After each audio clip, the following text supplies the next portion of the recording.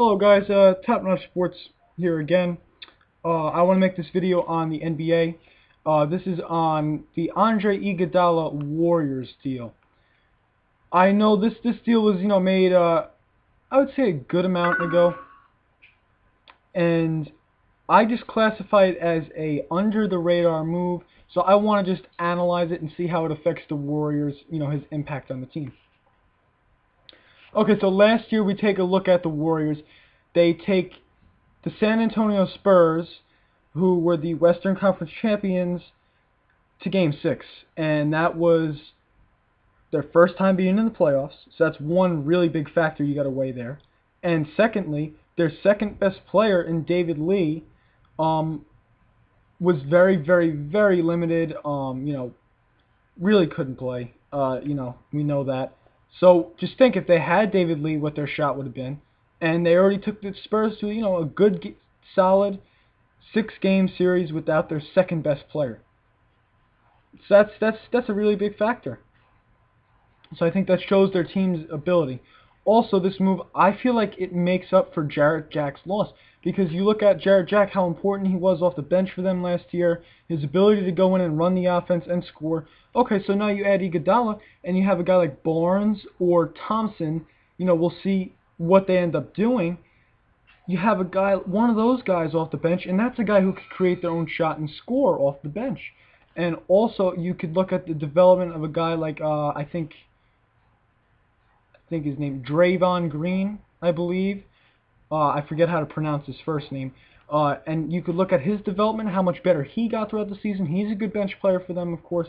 So it kind of makes up for the loss of Jarrett Jack. Also, just on the defensive side of this, we know how good of a defender Iguodala is on the perimeter, and his impact on a defense, his presence. The Warriors last year, they were not a great defense. They were okay defensively, average, basically.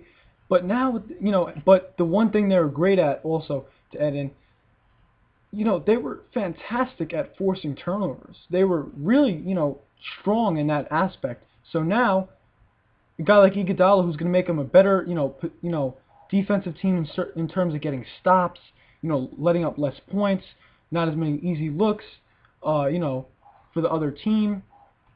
Their defense is going to be solidified by this move.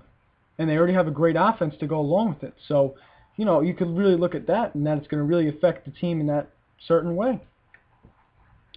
So now the big question is, are they the team that, do they make the playoffs but they get eliminated early? Do they maybe advance around like last year? Are they in the running to maybe be the Western Conference champions, or could they maybe even win the NBA championship? So my take on this. I don't think that this team is really good enough to maybe win the NBA championship, but I think they could be in the running to possibly represent the Western Conference. So let's look. And here, as I alluded to in my first ever video with the Brandon Jennings deal, is the aspects of a championship team and what I think all championship team needs. So one, I'm going to go with leadership. Do they have leadership? I think Curry, I wouldn't really exemplify him as a leader, but I think he's kind of growing into the role. But one guy that I think really proved he was a leader was David Lee. A leader is someone who sets the example, and he set the example of toughness in the playoffs. The guy was supposed to be out for the whole playoff, and he comes back, couldn't play much, but just the fact that he came back and he showed up and he played a little bit in the games, that's setting the example. To me, he's a leader. So I'm going to check that off. Stars or star power? Star power, I'm not going to say they're great at, but I consider Steph Curry a star, at least a rising star, and I think David Lee is one of the better power forwards in the game. So basically they have the star aspect locked up. So going to have to check that off. Depth. Depth, I do think they have. Now you got a guy like Barnes or Thompson on the bench. That makes your bench really good. They picked up Tony Douglas, solid backup point guard. Not a lot of people really know about.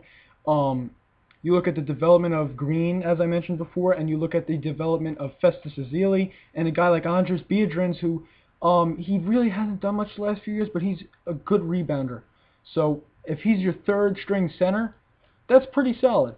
So that makes for a pretty good bench. So that's good depth. Got to check that off. Now you look at their front line and their rebounding. I think they have tremendous front line. Lee and Bogut. I don't think Lee's great on defense, but rebounding, they're terrific rebounders on both ends. So that shows they have a front line, and they both can, they both have the ability to score and work with each other down low. So for the front line, I'm gonna have to definitely give that a check. So now I'm going to look at their defense. I alluded to this before. I think they were okay last year defensively, but with the ability to force turnovers. Now you look at that, and the addition of Andre Iguodala, I think this solidifies their defense. So I think their defense is going to be, it might not be elite or a great defense, but I think it's certainly going to be good enough to, do the job. Because, again, last year their defense wasn't the reason they lost, and their defense, was, a turnover type of defense, and now they have a defense that not only can force the turnovers, but with the guy like Iguodala, who's a perimeter stopper, and has a great effect on the rest of the people on his team, I'm going to have to check that off. I think that they're certainly capable. And now I'm going to look at, and I think this is almost essentially the biggest thing, and I think Miami proves this, as I always allude to, is that their fourth option is Ray Allen. When the game slows down in the playoffs, when there's less fast breaks, more time to scout and break down some more film in those grueling playoff series, scoring depth. How many guys do you have that in the half court they can execute and put the ball in the basket? To me, they have 6. Are all 6 great? No, but they're all capable of getting in the double digits. A few of them can take over.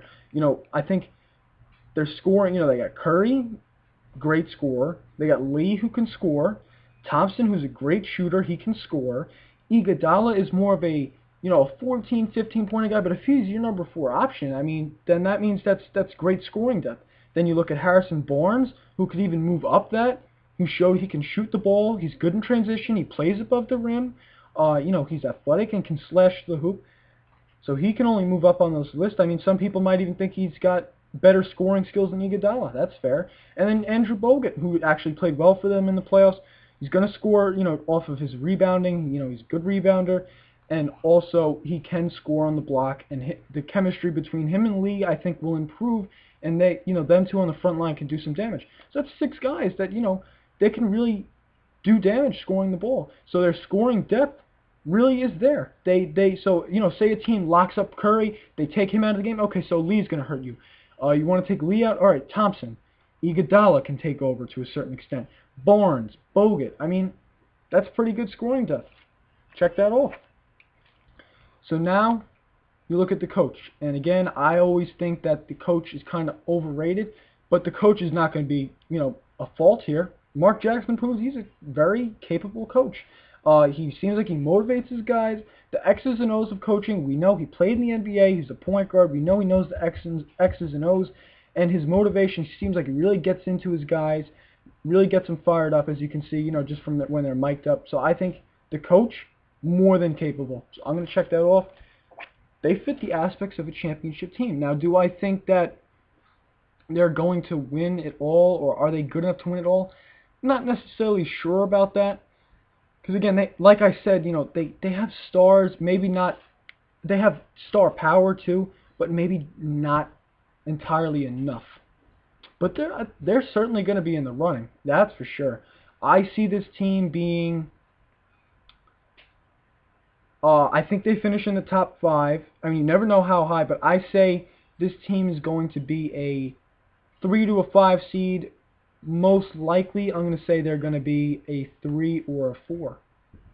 I'm actually going to go most likely being a 4, but they could maybe be a 3, maybe be a 5, but 3 to 5 I think is the range for them. But they I went through all that. I think it validates that they are a contender. They have the aspects of a championship team. So give me your thoughts in the comment section. On Twitter, I'm at sports_notch. You can also give me your thoughts there and follow me. I follow you back if you follow me, of course. So That's my opinion on the Andre Iguodala Warriors deal. We'll see how this pans out. Thank you for watching.